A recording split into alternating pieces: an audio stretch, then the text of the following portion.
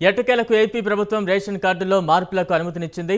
అధికారంలోకి వచ్చిన 3 సంవత్సరాల తర్వాత రేషన్ కార్డుల్లో మార్పుకు అవకాశం కల్పిస్తూ అనుమతి మంజూరు చేసింది. నేరుగా గ్రామ సచివాలయాల నుంచి మార్పులు చేసుకునే వెసులుబాటు కల్పించింది. దీంతో ఇప్పటివరకు ఇబ్బందులు పడ్డ లబ్ధిదారులకు ఊరట కలగనుంది.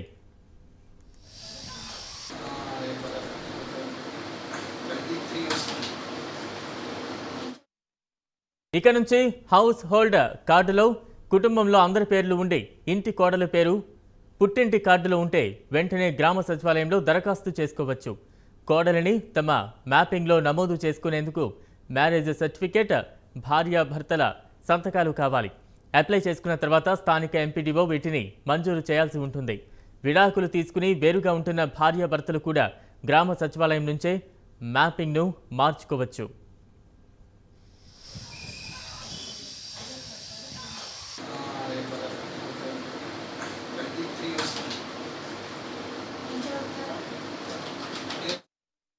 ప్రభుత్వం తీసుకున్న ఈ నిర్ణయంపై విమర్శలు కూడా వస్తున్నాయి. ఎన్నికలు దగ్గర పడుతున్న కారణంగానే ప్రభుత్వం ఇప్పుడు మార్పులకు అనుమతినిస్తోందని స్థానిక టీడీపీ నేతలు ఆరోపిస్తున్నారు. ఈ నిర్ణయం ద్వారా ప్రజలకు మంచి జరుగుతుందని, ఇది కేవలం రాజకీయ లబ్ధి కోసం కాకుండా పూర్తి స్థాయిలో ప్రజలకు న్యాయం జరిగేలా చూడాల్సిన బాధ్యత ప్రభుత్వంపై ఉందన్నారు.